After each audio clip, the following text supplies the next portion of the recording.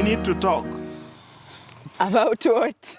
Well, if your wife starts like that, just run. Run. But if she says we need to talk and it's about money, die. Don't run. To die. Just swallow poison and Wait, some people will try that. please don't try that. Read the book. It will help you know how to avoid running and avoid swallowing poison, because money conversations are difficult conversations, right? Uh-huh. Of course, this book helps you to know how to have money conversations. So there are a few reasons why people find it difficult to talk about money. Uh-huh. What do you think? Why do people find it difficult? Why would you run away when your wife says, let's talk about First of all, money? leave alone that. I am taught from the way I saw my father. When they want to give you money, they turn this way.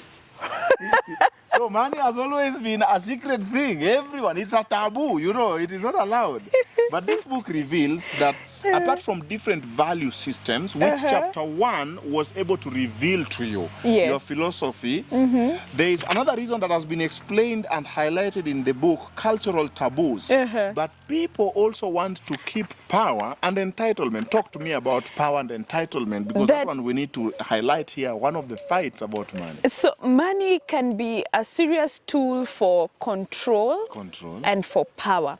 So you'll find some people not wanting their wives to be empowered so that they can keep controlling them. You know, somebody will say, I have provided, you know, your clothes, I pay school fee, I pay shelter, what more do you need? So you're not allowed to grow in that space, and you're not allowed to ask questions about the money because he's the one providing. And there's a danger of that, and we want you to read in the book, how then do you deal with your in-laws if such a husband goes, if such a husband dies? Some widows have gotten into real trouble because the guy who had the power, the money, is now not there. How about fear and embarrassment? Of course, when you've messed up, you don't want to be, everybody's business. Yeah. So sometimes some things is because I've messed up and I want to. So we want to be very gracious, and the book tells you you've been scammed. Let's say you are scammed. And something has just jumped on me.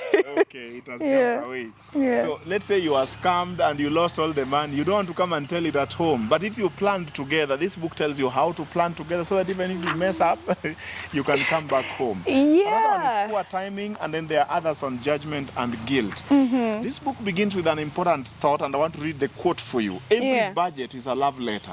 It says, I see you, I care about you, I want us to build together. So like I remember a time you went shopping for clothes, and really the budget was just for his clothes.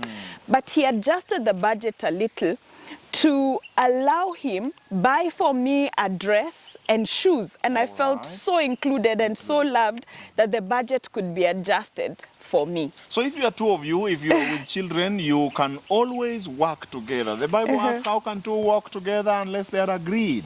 So you start with financial philosophies. Go back to chapter 1 of the book, and chapter 1 of this video, it highlights what is in the book. Respecting each other's strength is also added there. And then financial languages. That's what I was going to talk about. Yeah. What are the common phrases we use in money terms? So you'll find some people with common words like, we can't afford that. We don't have money. Let's wait till next month. You know, and you're borrowing. Yeah, and you're always waiting. You're too stingy. Yeah, or you always want to spend. And understanding your partner's default language on money will help you to decode his intent. So for example, when I speak to, let's say, my parents, I won't use you. When I speak to my mom, for example, and she says, I don't have money. I know it's not that she doesn't have money. I know she's saying, I need time to see whether I can include this in the budget, whether it is value enough for me to spend money on. Yeah, so understanding your partner's language, your children's language, your parents' language is important. The way we talk about money reveals how we feel about each other. Financial harmony is not about equal income, but equal voice. I think I like that one. And transparency is the currency of financial trust. So why don't we give you some exercise to do, even if you are going to still get the book? Why don't you start with a money talk time audit? Or which one do you want to start with? So this book guides you on how you can set up your home and do a money talk time audit. There are questions there that you can answer. How often you do discuss money, and then you can work on that. Okay. And then there are some reflections. What could you improve? And this book can help you improve in your discussion. There are 3 exercises, in fact 4. The money conflict decoder is the one I like best. I want you to check out that one, how you can use the money conflict decoder. When there has been a conflict on money, how do you resolve it? But of course, this one was inspired by Gary Chapman, the financial love language quiz. Gary Chapman talks about love language, but there is the financial love language. Can you tell your spouse, I feel loved when we save for a shared goal. Yeah, when we save for a shared goal. Yeah, I appreciate it when someone is generous, when someone gives generously. So that can help you with growing. I feel hurt when money is wasted. Those are important things you can do. There's a prayer here. I think we can make this prayer to close. Lord, quiet my defensiveness so I can truly listen. Give me the wisdom to speak with grace, not just to spend. Help me to learn my child's or my partner's financial language, and teach me how to make my financial language sound like love. So go and make money your conversation. Financial miscommunication is a tax on your relationship. It erodes trust faster than lack of money.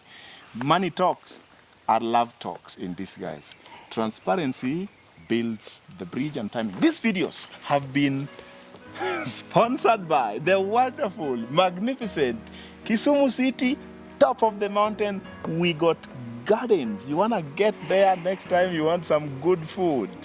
Yeah, and this is a good environment for financial talks. Okay. So bring your children here, teach them, bring your spouse, your partner, and just have a quiet, beautiful environment where you can speak about money. Thank you very much. We got gardens.